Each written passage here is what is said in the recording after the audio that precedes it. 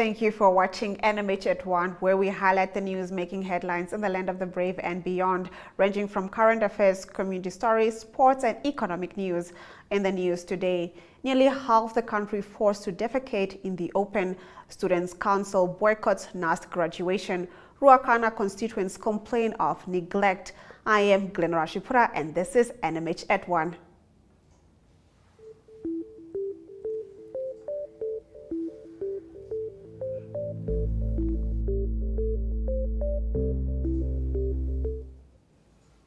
In our midday news update, the president of Finland, Sauli Niinisto, will undertake a state visit to Namibia on Thursday this week, the Namibian presidency announced.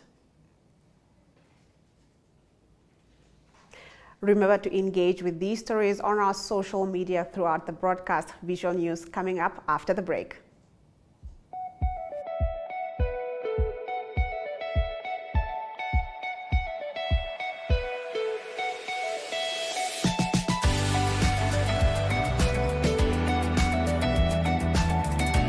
To another exciting episode of Pirongo Talk.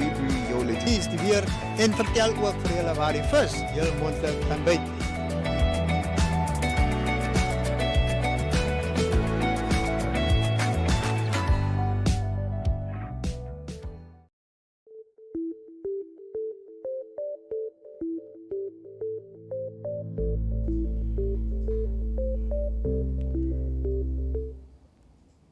Getting into our visual news, Stadio Higher Education held its graduation ceremony on Friday at the Safari Court Hotel in Windhoek. The institution graduated more than 400 students with different qualifications and at different levels. Anisia Peters, the Chief Executive Officer of the National Commission on Research, Science and Technology, delivered the keynote address. She congratulated the graduates on a significant milestone in their lives.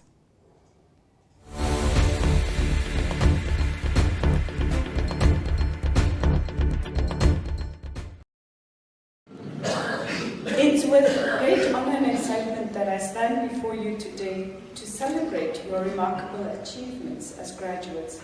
Congratulations to each and every one of you with this significant milestone in your lives. Having gone through several graduations as a student, a lecturer and a professor, a dean, a deputy vice chancellor, a mother of graduates, and now also as CEO and graduation keynote speaker, I understand some of the sense of pride and accomplishment that you must be feeling right now. Do you have butterflies in your stomach? And you're not quite sure whether you should laugh or cry, or how to sit, or how to behave, and you can't wait for the party that's going to be after this? No? Oh, seems like you do have the jitters. Graduation is actually one of my very favorite events, and I thought moving now to the NCRST I was going to miss it, and then this opportunity came on, so thank you very much for inviting me. Because, you know, even when the music plays and you walk down the stage, walk down the aisle to come on stage, or even you coming in, there is something magnificent about it. Because you sit there and you think, you reflect back on all of the hard work that you've put in. The nights of, you know, not knowing whether you're going to make it the next day, you know, going to work with, you know, watery eyes, you know, having, for many of you perhaps, having children, having a spouse, you know, and saying, oh, you're spending so much time, you know, on school and on work, and what about the family, etc. Those are the sacrifices that I want you to look at now. That long road. And then sit down and pause for a moment, you know, and appreciate God for giving you that strength. Appreciate everybody along your journey. Appreciate your family, your friends, your supporters, you know, those along the way who wished you well, your classmates, your lecturers. And I want you to give them a hearty round of applause for supporting you.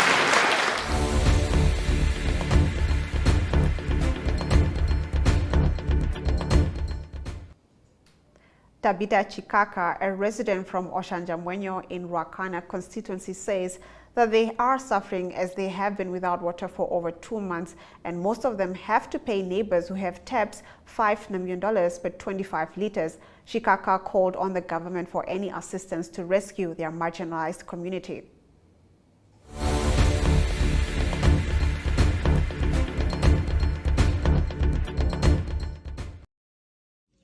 My name is Chikaka Tabitha, a resident of Ruacana in Oshanjamwenyo village.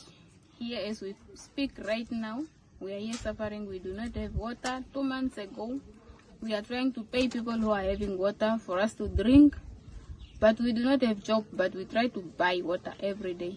We are here suffering. We don't have job. We do not get drought relief, but we are living in a marginalized village. We are asking the government to help us, to come and help us with anything that they can assist us with.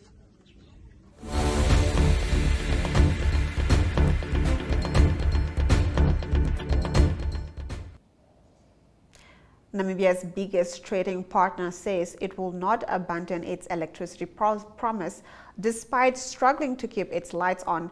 An update on this story follows in the newspaper review segment. Welcome to What's Cooking, where culinary passion meets expert insights. Somebody must really want to cook and want to cook good food. Immerse yourself in the bustling world of professional kitchens as top chefs create mouthwatering dishes.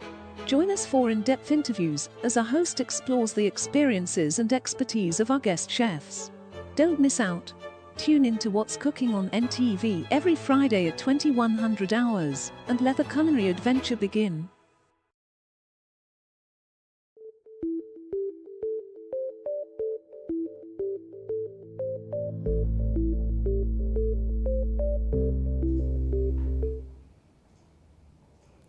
Let's take a look at today's daily newspapers. The Namibian Sun's front page reports that as pressure mounts on the South African government to find solutions to the country's energy crisis, the country's electricity minister, Kogisencho Ramakokba, reiterated over the weekend that South Africa will fulfill its electricity supply obligations to Namibia and has no plans to pull the plug on its neighbor. Despite its energy woes, South Africa is locked in a power purchase agreement with Namibia, one that has in recent months been the subject of public debate. Some quarters have questioned why South Africa is not declaring a force majeure on the deal to satisfy its domestic electricity demand. On page 3, some residents of Oshanjamwenyo village in the Ruacana constituency of the Omusati region have accused their constituency councillor of neglecting their needs and practicing nepotism. According to community member Tabitha Chikaka, the councillor Andrea Shintama only attends to the needs of certain villages while ignoring theirs. Moreover, residents said they have not had access to water since 2006 and are struggling with insufficient food. Republican informs that residents of Langstrand are furious after they do not have water since Thursday unexpectedly again, and that they must stand in rows to get water from the municipality taps. The municipality announced on social media on April 20th that the area has interruptions of water supply as it is experiencing low water pressure as a result of NamWater experiencing technical challenges.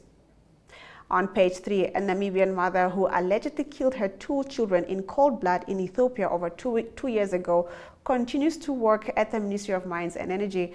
No legal consensus has been reached after the state clumsily bungled a criminal case against Christofina Amutenya, leading to charges being withdrawn. Amutenya, who according to colleagues often wears a headscarf to work to conceal her face, works as a chief loan and finance officer. The Ministry of Mines ducked questions on why it has not suspended Amutenya pending the outcome of her prosecution.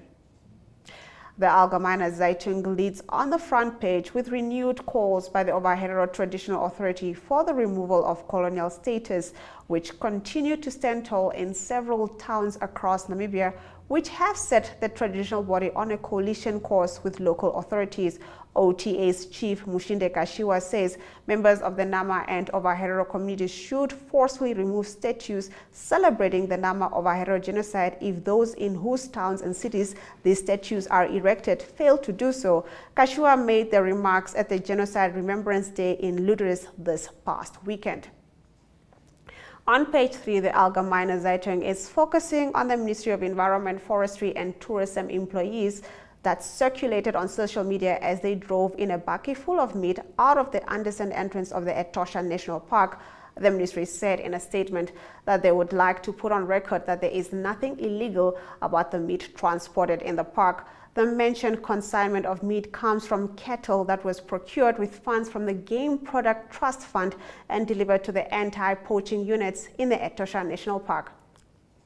After the break, we continue with more newspaper review. Welcome to Active Kids, a daily TV show that sparks creativity, learning, and fun for young minds. With exciting activities and lessons, Active Kids inspires curiosity and a love for learning. New face to the 15. The perfect mix of play and education. Don't miss out on the fun. Tune into Active Kids on NTV every weekday at 10 o'clock and let the adventure begin.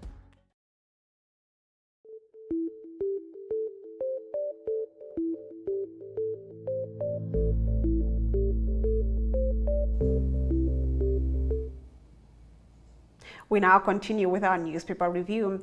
The Namibian newspaper reports that at least 43% of Namibians use riverbeds, plastic bags, or containers to dispose of human waste. Basic census mapping reports for 2019 to 2021 indicate that 23% of these Namibians are from urban areas, while 65% live in rural areas. Rachel Odebe, the United Nations Children's Fund representative in Namibia, says the country faces a sanitation challenge, mostly in rural areas. On page 3, the telecommunications company Paratus Telecom has inflicted a blow on the city of Windhoek's plan to start delivering internet services to Windhoek residents, with a High Court judge setting aside the Communications Regulatory Authority of Namibia's decision to award a telecommunications license to the city in April 2020. Judge Thomas Masuku reviewed and set aside the decision in a judgment delivered in the Windhoek High Court on Thursday. On New Era, the Namibian University of Science and Technology Students Representative Council will not attend this week's graduation ceremony. This is the SRC's way to protest the exclusion of more than 1,000 graduates from attending the ceremony over unsettled accounts. The decision by the NUST Executive Committee has caused outrage among the affected students, with the SRC now demanding urgent legal intervention to counter the decision. On page 3, TransNamib has launched an investigation into the derailment of a train on Thursday evening, some 40 kilometers outside Aus, which took the lives of 2 employees. The 48-year-old train driver Freddy Vantura and his assistant 61-year-old Andreas Alute succumbed to their injuries when the manganese carrier they were on board derailed from the rail track between Aus and Luderitz. The locomotive was pulling 20 wagons. On to Market Watch, more than 600 contracted personnel have been deployed to the site of the Langer Heinrich as majority shareholder Australian-listed Palladian Energy ramps up restarting the uranium mine in the Namib. Releasing its latest quarterly activities report on the Namibian Stock Exchange, where Palladian is dual listed, the company said the restart project at Langer Heinrich was estimated to be approximately 40% completed. Standard Bank reports earnings growth. More on this story in our economic news after the break. Welcome to What's Cooking, where culinary passion meets expert insights. Somebody must really want to cook and want to cook good food. Immerse yourself in the bustling world of professional kitchens as top chefs create mouthwatering dishes. Join us for in-depth interviews as our host explores the experiences and expertise of our guest chefs. Don't miss out. Tune in to What's Cooking on NTV every Friday at 2100 hours and let the culinary adventure begin.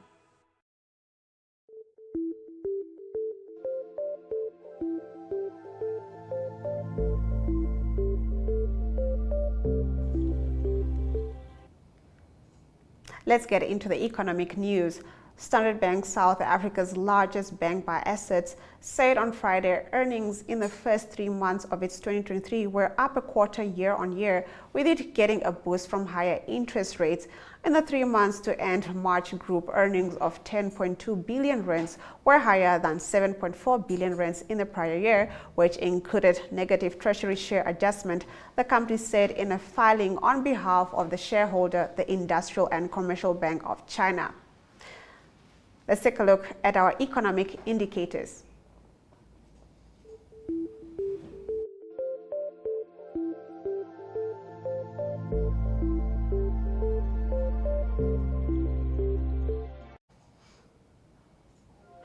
$1 will cost 18 Namibian dollars and 18 cents, while 1 British pound translates to 22 Namibian dollars and 62 cents. Most of the stock prices on the Namibia stock remain unchanged except for First Rent Namibia Limited. Overall index is down by 2.44%, while the local index went up by 0.03%.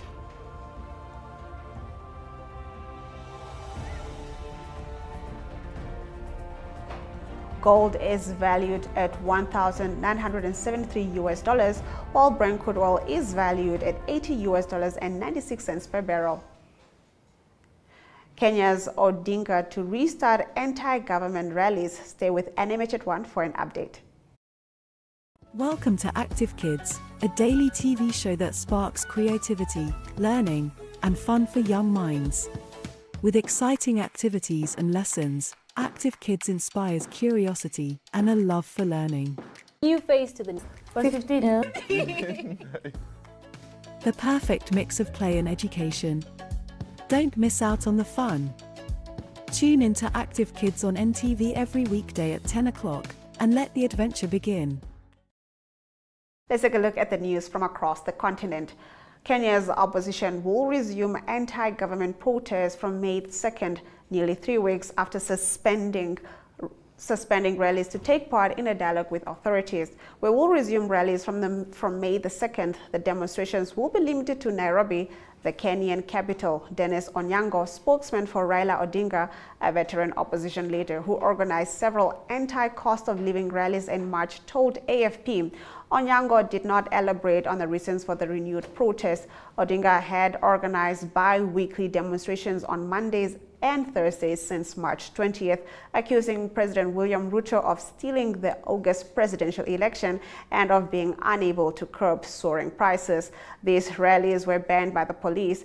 Raila Odinga, 78, several times unsuccessful presidential candidate, had suspended their rallies in early April to participate in a dialogue with the government, according to the Kenyan president, who had called on the population to respect the rule of law. A bipartisan parliamentary committee was to explore the possibility of revising the electoral code. However, the head of state ruled out any alliance with his rival. Odinga welcomed the olive branch presented by Ruto, but warned that protests could resume if there was no progress. About 60 civilians have been killed in a village in northern Burkina Faso, according to the local prosecutor, who announced an investigation into the attack. Citing information from police in the town of Ouahigua, prosecutor Lamine Kabore said the attack took place on Friday in the village of Kama, near the border with Mali. The statement said the perpetrators were wearing the uniforms of the Burkinabe armed forces, but gave no further details on the attack.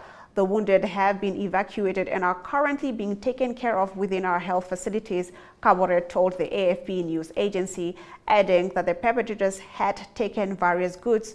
Armed groups are thought to control about 40% of Burkina Faso in regional unrest that began in Mali in 2012, when hardline groups hijacked a Tuareg separatist uprising. Burkina Faso's military rulers this month announced a general mobilization as part of a plan to regain territory lost to armed groups linked to Al-Qaeda and ISIS. Let's take a look at our international news.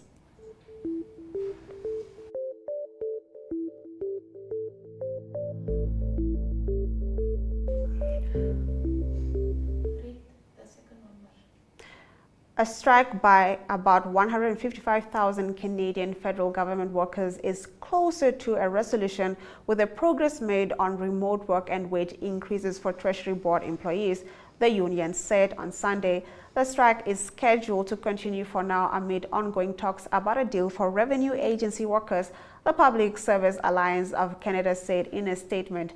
The union has said it will escalate its actions on Monday. A wide range of public services, from tax returns to passport renewals, has been hit since last Wednesday, when 120,000 Treasury Board workers and 35,000 revenue agency staff represented by the PCAC went on strike. At Treasury Board, we made some headway on remote work language, and both sides have moved to get closer to a resolution on wage increases, said Chris Aliward, national president of PSAC. The talks with the government about wage increases for revenue agency workers who oversee tax returns have not made progress, he added. We'll be taking a look at our local sports news after the break.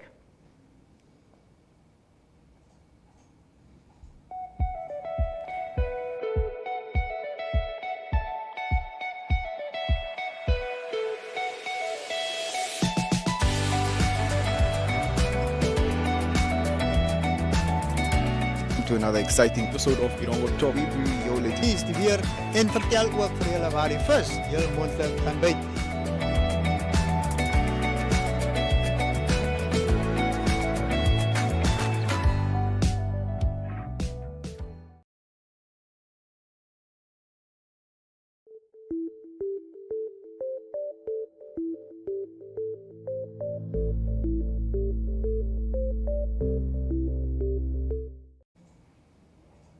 Let's take a look at our local sports news.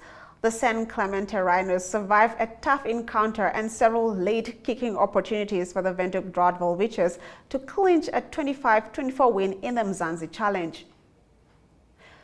The 7th annual Inter-High ended on a high note with Windhoek Gymnasium as the winners of the Under-19A rugby match. The final score is 15-6. In the scheduled 10-round fight, Shinima had the better of the first 4 rounds as he landed punches to Lando's body. The Namibian showed much class and precision, landing blow after blow on the visitor. We now take a look at our international sports news.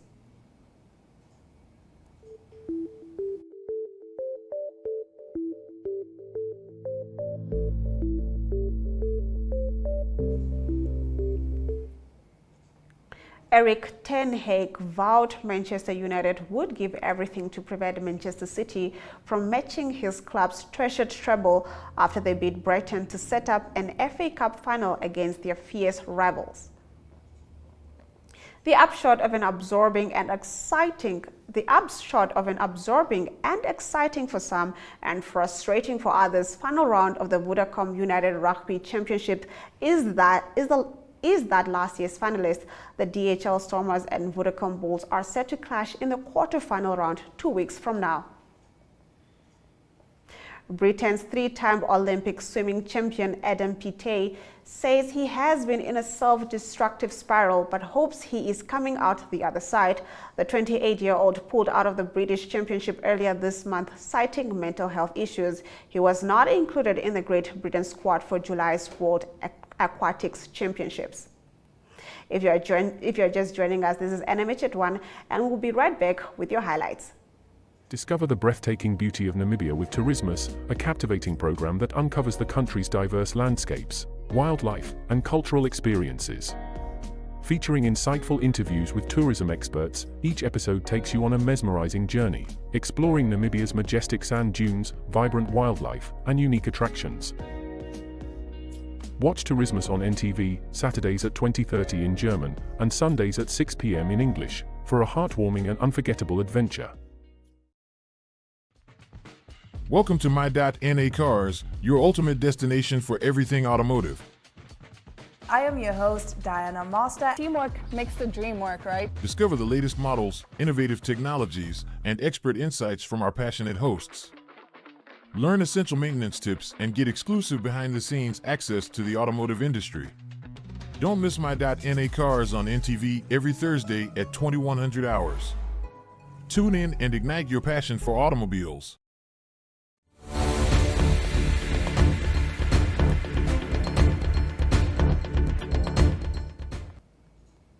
Let's take a look at the highlights from today's broadcast. About 60 civilians have been killed in a village in northern Burkina Faso, according to the local prosecutor, who announced an investigation into the attack. A strike by about 155,000 Canadian federal government workers is closer to a resolution, with the progress made on remote work and wage increases for Treasury Board employees, the union said on Sunday. The 7th annual Inter-High ended on a high note with the Windhoek Gymnasium as the winners of the Under-19A rugby match. The final score is 15-6.